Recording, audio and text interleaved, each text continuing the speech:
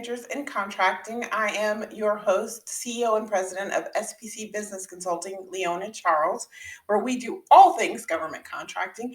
And today I want to talk about the disparity study that DC did in regards to the contracts awarded to minority owned businesses.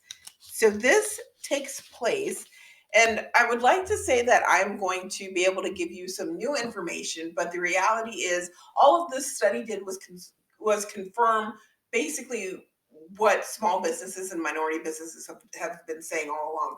I've been doing this for over 10 years and I've been pleading this for the same amount of time. And we've always said the set asides are great, but they're only going to a select group of minority businesses, and those minority businesses are not bringing anyone else into the fold. So, this study, unfortunately, that is exactly what it proved in just actual data that out of 70% of contract funds were awarded to minority owned businesses, and out of that 70%, only 10% of minority businesses were actually getting the work. So we're going to start off with some basic facts. Let's get into this. This study it took place with DC interviewing 1,134 local businesses and 88 government agencies. It took place over a period of 20, I believe it was 2016 through 2021. Let's see. Hold on. Let me double check my notes here. Yes, 2016, from fiscal years 2016 to 2020. So the contract value that was studied was around $8 billion, and 2.9 billion of that went to minority businesses. So here are the key takeaways from this disparity study. So as I said, it covered 88 agencies and rounded up about 8 billion in contracts.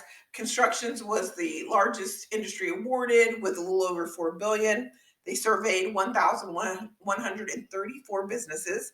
They conducted 40 in-depth interviews in 6 public forums. They found that 70% of the awarded minority dollars went to just 10% of the available small and minority businesses. Excuse me. So what does that mean? Well, it just means that what we know about minority programs is true. There's a tendency for them to create a funnel effect.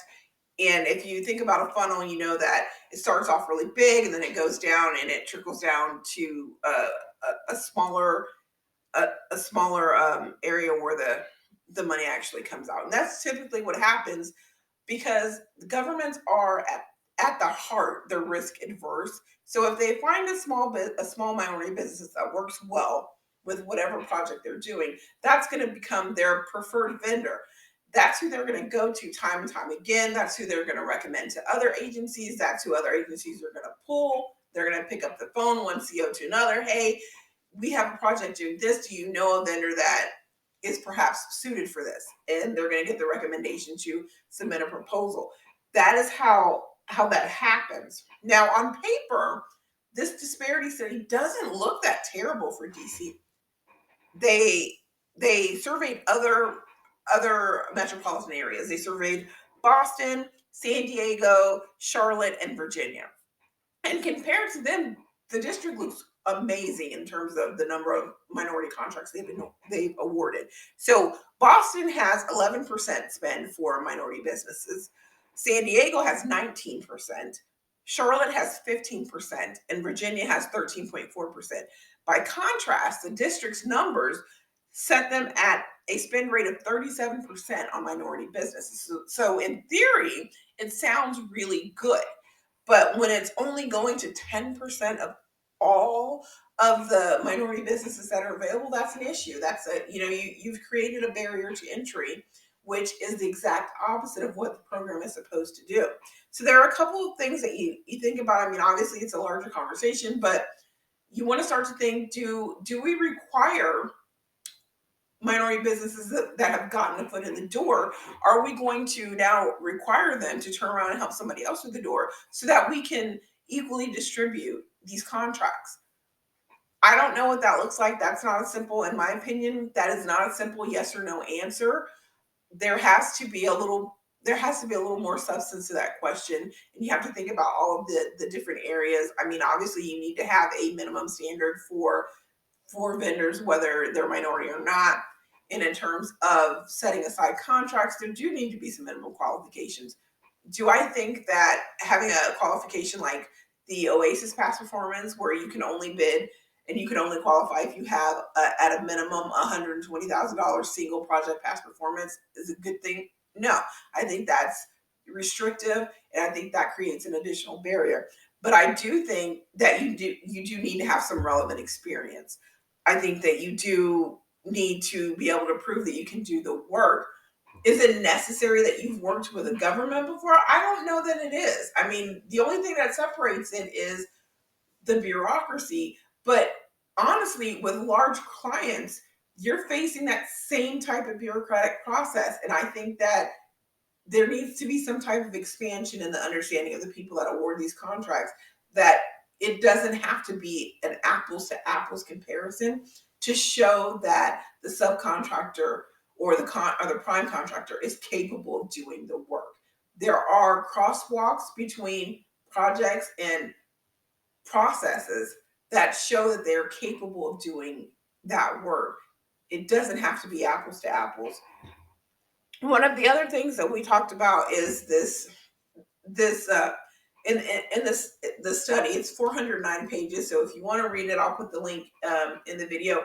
If you want the summary, which I think is really good, and it kind of pops out kind of the points that I was talking about, gives you a really good just a summary of the huge study. I'll put the link there too.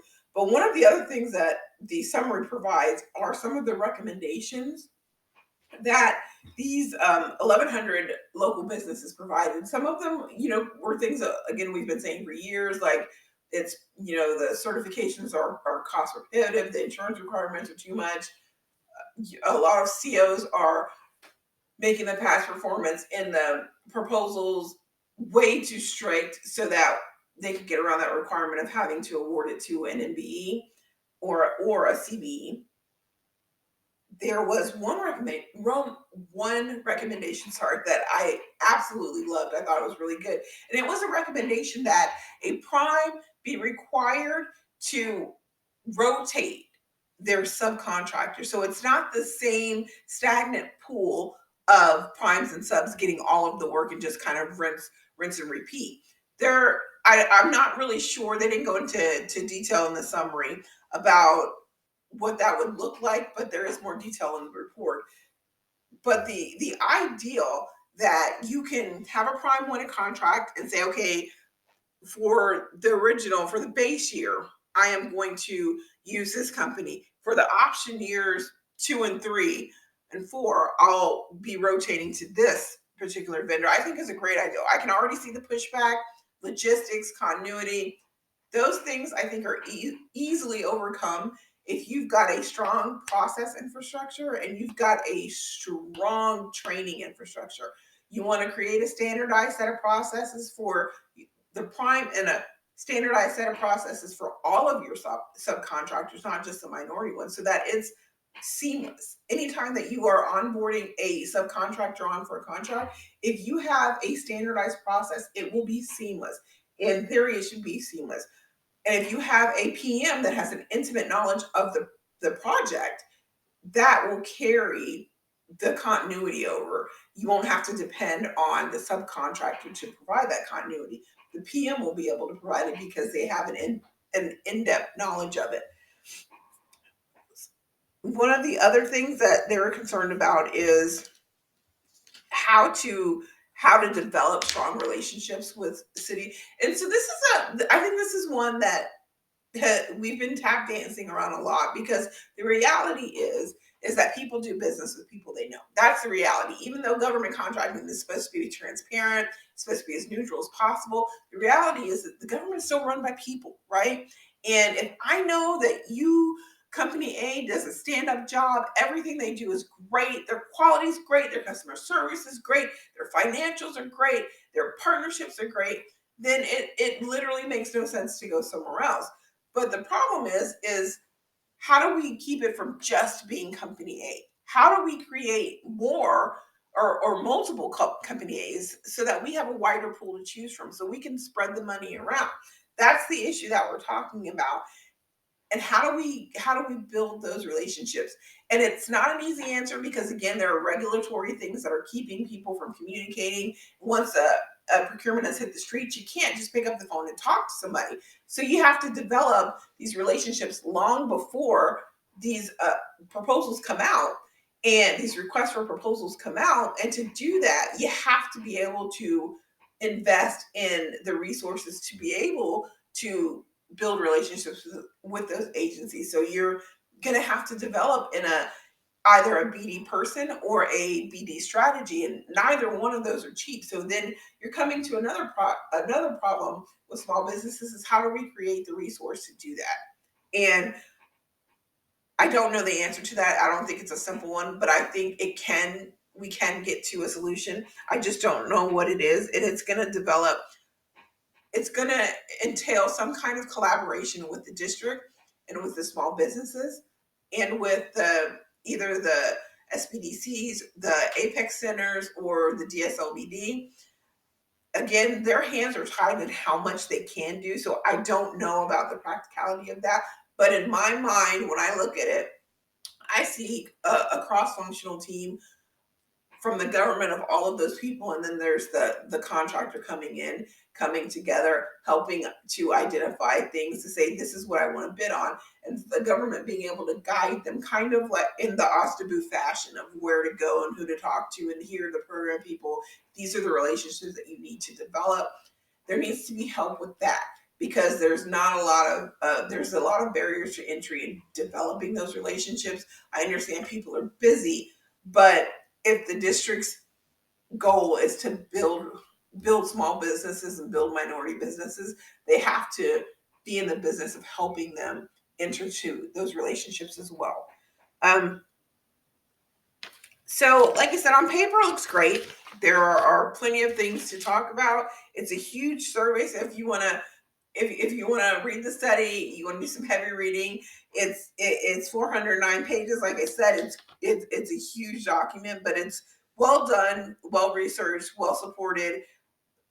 It's unfortunate that it took this long for the district to kind of just listen to what people were telling them all this time. But I think that it is a win for minority businesses to have something that's been statistically proven and that is data based as opposed to anecdotal. I think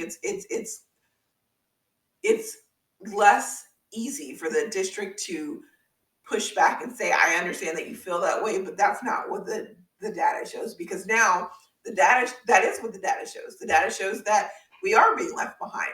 There's a small group of MBEs that you guys love, and that's the group that y'all use. And that group does not turn around and say, hey, we have this wonderful project. Let's put it out there and see if we can't bring other people in. So I don't know if the solution is to require MBEs to use other MBEs. I don't know if the solution is to require that they do mentoring, mentor and protege, something similar to what SBA does. I don't know if the solution is to break up contracts. I don't know if the solution might look like rotating your subcontractors. I think there's a variety of ways to address it. I'm looking forward to see what the district will do. There will be another feasibility study that will cover fiscal years 2021 through 2025, and that will happen in fiscal year 2026. The response to the disparity study that was just completed, the one that I'm talking about right now, there is a plan to outline the steps on how they're going to address the findings and how they're going to address inequities. And that is due March 31st of 2024. So I will keep you posted and I definitely will be following this. Um, if you have any questions or any comments, I would love to hear them. You can find us on at SBC Business Consulting on all our social media handles, Twitter, LinkedIn, Facebook, YouTube, SBC Business Consulting. You can find us. I'd love to hear what you have to say. If you have any extra information regarding this disparity study, I'd love to hear it. But other than that, this is a short video. It was really straight to the point. very good study. I would definitely encourage you to read it, and also encourage you to read just the disparity studies that are being done in your local area. So it gives you a better understanding of what's being said and what's being found and how you can position yourself better. All right. Well, I will see you guys on the next episode. Have a good one.